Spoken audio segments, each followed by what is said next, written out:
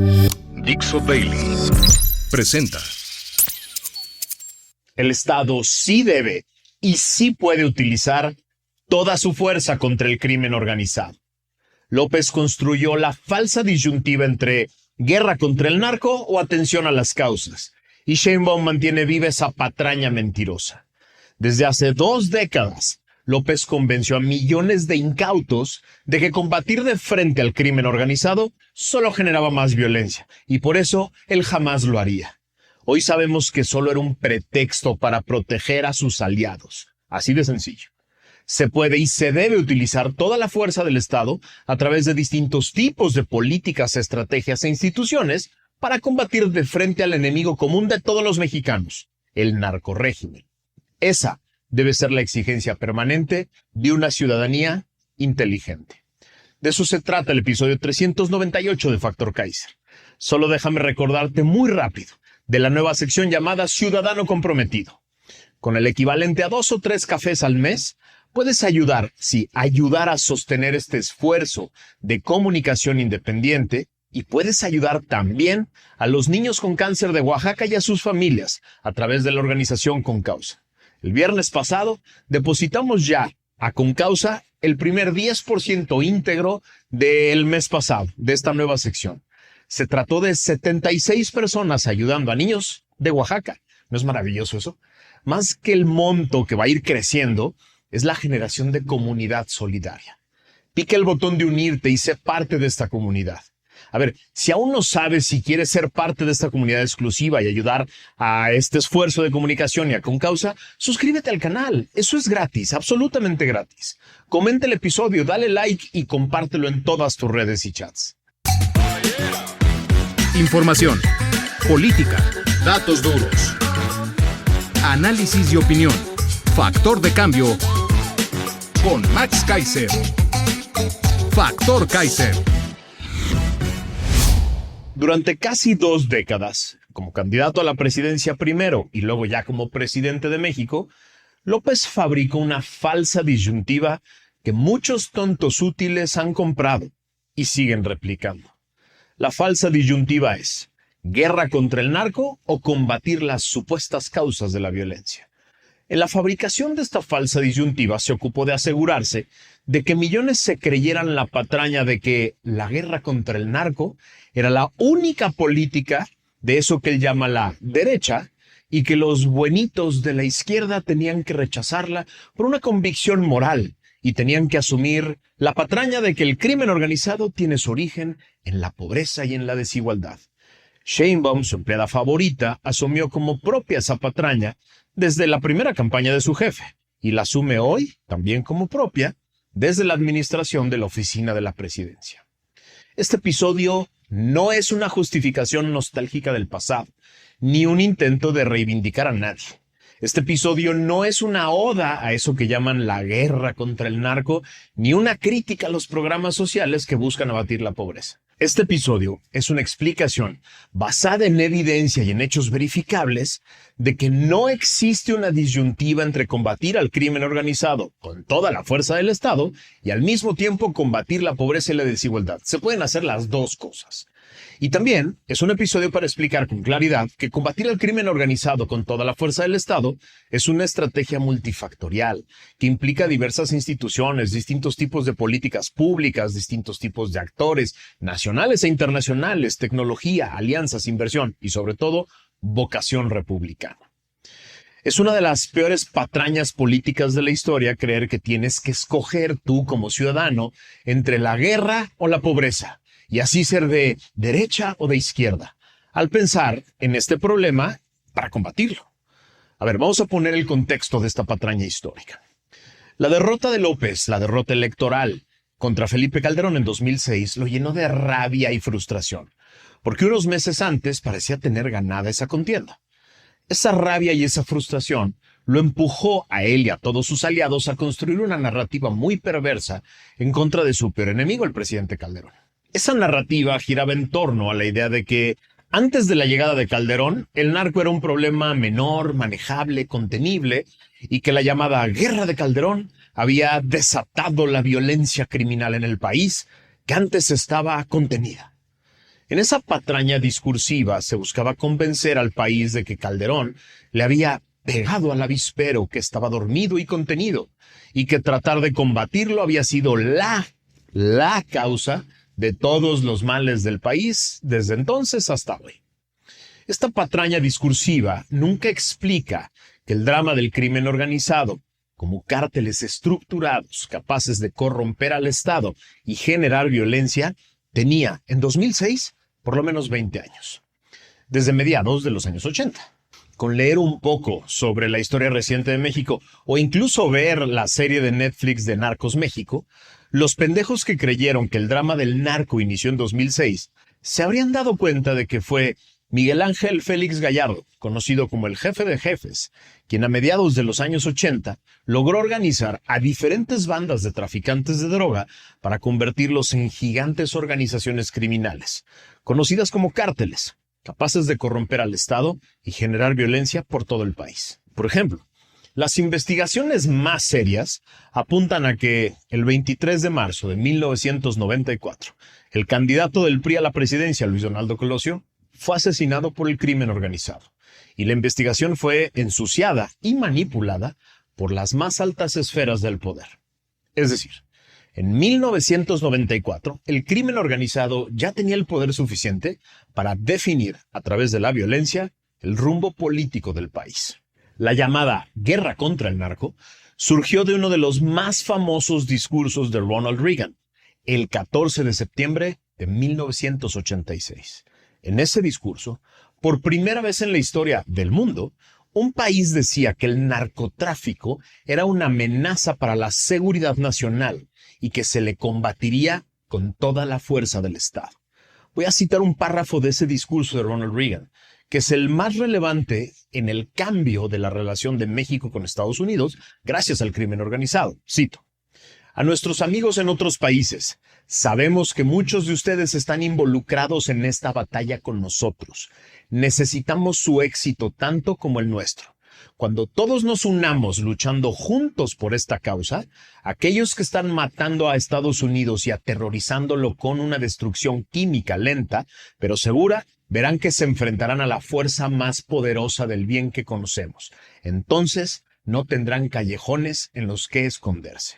No es Trump en 2025, es Ronald Reagan en 1986. Y así, la guerra contra el narco nació en 1986, no 20 años después, en 2006, como muchos incautos ignorantes creen. Cuando Calderón asume la presidencia en 2006, el gobierno norteamericano tenía ya 20 años presionando al Estado mexicano para combatir directa y abiertamente a los cárteles de la droga, con la amenaza permanente de que de no hacerlo, habría consecuencias en materias económicas, financiera, comercial y migratoria. Seguro, hay 1000 cosas que se pudieron hacer mejor desde el 2000 hasta el 2018. No tengo duda de que hubo muchas políticas equivocadas, muchos abusos de poder, mucha corrupción y muchas mentiras en los 3 sexenios que van del 2000 al 2018. Sí, hubo un aumento importante de la violencia. Pero no fue en esos sexenios cuando nació el gran poder del crimen organizado, ni la llamada guerra contra el narco. Este es un drama que involucra al consumidor de drogas más grande del mundo, que es Estados Unidos, y a diferentes cárteles de las drogas que proveen diferentes tipos de drogas para diferentes tipos de mercados desde hace 40 años, lo que ha implicado una monstruosa estructura de negocios ilegales que vale billones de dólares cada año y que alimenta gigantescas estructuras políticas, económicas, financieras y empresariales en ambos lados de la frontera. Pero el gran poder de manipulación de López jamás estuvo en la verdad, ni en la profundidad de sus ideas, ni en la atención a los detalles o a la técnica. Su poder de manipulación de masas siempre ha estado basado en la sobresimplificación de problemas complejos a través de mentiras y fantasías. Y así, creó una fantasía basada en una sola fuente, su intuición. Esa que muchos llaman genial, pero que no es otra cosa que su incapacidad para sentir culpa alguna por mentir abiertamente. La fantasía es: el crimen organizado nace y crece en México gracias a la pobreza y a la desigualdad, prevaleciente en las poblaciones donde se ubica y se fortalece el narcotráfico. Y así, Lo importante es acabar con esa pobreza y con esa desigualdad en esas comunidades. Y así, mágicamente, un día, cuando no haya pobres, va a desaparecer la estructura multibillonaria de narcotráfico que nació y se consolidó hace 40 años. No importa que sea una mentira basada en nada más que su mente fantasiosa y manipuladora. No importa que esa fantasía no atienda a la obviedad de que la supuesta atención de las causas en México mantendría intacta la voraz y multimillonaria demanda de drogas en Estados Unidos y por lo tanto mantendría intactos los incentivos para atenderla. No importa que no existe evidencia en ningún lugar del mundo de que acabar con la pobreza acabaría con el narcotráfico y la violencia. No importa que el concepto narcotráfico es una sobresimplificación de una compleja estructura de negocios multifactoriales y multinacionales que mueven distintos tipos de drogas para distintos tipos de mercados, además de traficar armas, personas y lavar miles de millones de dólares de diferentes formas en los mercados financieros más grandes del mundo. Nada de eso importa. Lo único que importa es el discursito barato político en el que combatir al narco es de derecha y combatir las causas es de izquierda. Hoy debería ser más claro que nunca para cualquier persona medianamente inteligente que este discursito barato y populista de combatir las causas como la pobreza y la desigualdad no era otra cosa que un discurso engañapendejos para acceder al poder y renunciar a su obligación de proveer seguridad a la población completa. A ver, pero lo más grave es que hoy también sabemos, gracias a todo tipo de investigaciones, evidencias y hechos a la vista de todo México, que no solo se trataba de una simple manipulación discursiva para ganar elecciones. Hoy sabemos que se trata del pretexto para aliarse con el crimen organizado, para aterrorizar a poblaciones enteras y llevarlos a votar por los candidatos de Morena.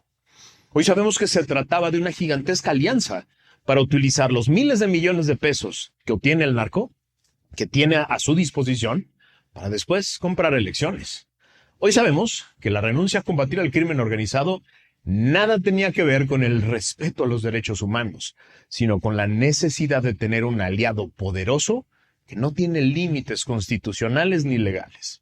Hoy sabemos que cuando dicen que no habrá guerra contra el narco porque no funciona y que en cambio van a combatir las causas, es porque no pueden tocar a quienes los ayudaron a llegar al poder y a mantenerse en el poder.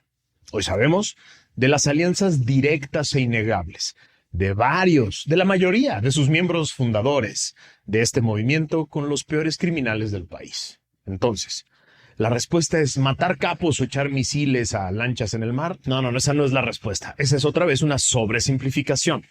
A ver, hace varios años, varias organizaciones especializadas en el tema de seguridad y justicia, propusimos justo un decálogo de seguridad y justicia para empezar a cambiar la forma de combatir el crimen organizado.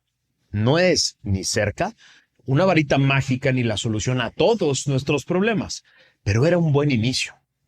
Hoy la voy a retomar aquí y te la voy a proponer como las 10 cosas que puedes respaldar, plantear y defender cuando te digan que las opciones son guerra o combatir las causas. Vámonos una por una. 1. Reconstruir el Sistema Nacional de Seguridad Pública.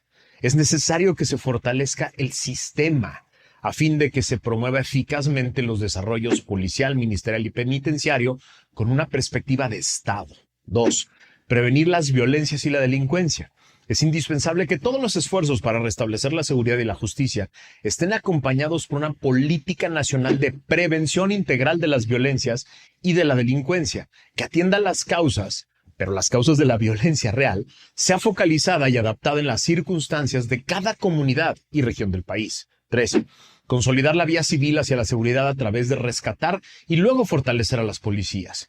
Deben rescatarse a las policías locales. Una agenda mínima debe incluir mejores salarios, cumplimiento de derechos laborales, capacitación permanente, tecnología y mayor inversión en equipamiento e infraestructura. La Guardia Nacional debería construirse y consolidarse como un cuerpo civil y no como una extensión de las Fuerzas Armadas. 4. Mejorar las capacidades de investigación de las procuradurías y fiscalías de los estados y la federación. Consolidar la autonomía técnica y sobre todo presupuestal de estas instituciones encargadas de procurar justicia, con especial atención a una auténtica carrera ministerial, así como fortalecer las labores de inteligencia y servicios periciales con solidez científica. Todo esto basado en la evidencia sólida que ya se tiene. 5. Contar con modelos de gestión en las procuradurías y fiscalías, administrar mejor la carga de trabajo, incrementar la eficiencia en la investigación y el juzgamiento de los delitos, desde la perspectiva de una respuesta efectiva de justicia para las víctimas. 6. Crear políticas integrales para reducir la corrupción en ministerios públicos y policías. Implementar un sistema integral de identificación de patrones de corrupción en policías y agentes del Ministerio Público a través de controles robustos y eficaces. Investigar y sancionar los delitos de corrupción en la Procuración de Justicia. 7. Mejorar cada eslabón que integra el sistema de justicia. Entender al sistema de justicia como una cadena compleja de autoridades para mejorar el entendimiento entre los eslabones de esa cadena, que inicia desde las policías, analistas, peritos, ministerios públicos, hasta jueces. 8. Aumentar y consolidar esa coordinación tan especial que debe haber entre policía y Ministerio Público. Mejorar las capacidades de investigación de los delitos a través de la interconexión de bases de datos a nivel nacional para crear verdaderos sistemas de inteligencia que sean útiles para combatir a la delincuencia, así como establecer modelos de trabajo efectivos entre los encargados de investigar delitos. 9. Rescatar y fortalecer el sistema penitenciario, recuperar el control del Estado en los penales mediante trabajo de inteligencia, operativos policiales y un programa emergente que permita reconstruir el sistema sobre premisas esenciales de orden, justicia, dignidad y reinserción social. Y 10. Sancionar los delitos de corrupción y recuperar recursos obtenidos ilegalmente. Es imprescindible dotar de capacidades a las fiscalías anticorrupción, establecer un programa de protección eficaz para víctimas y testigos de corrupción, construir inteligencia para la investigación de estos delitos y fortalecer los derechos procesales de las víctimas. En 2020, hace 5 años, Coparmex, Tojil, Causa en Común y la organización Impunidad Cero presentamos este decálogo al público. El gobierno de López no quiso saber nada del tema. Lo publicamos por todos lados, hicimos entrevistas y foros por todos lados y nadie respondió. Hoy entiendo por qué. No estaban dispuestos a tomar en cuenta ninguna propuesta que pusiera en riesgo sus alianzas con el crimen organizado. Te invito a entender estas 10 propuestas y asumirlas como exigencias propias. En la resistencia de ciudadanos útiles y felices, no nos dejamos engañar por patrañas prefabricadas. Y tenemos muy claro el país que sí queremos y cómo queremos construirlo. Y por eso, ¡viva la resistencia! Una producción de Dixo.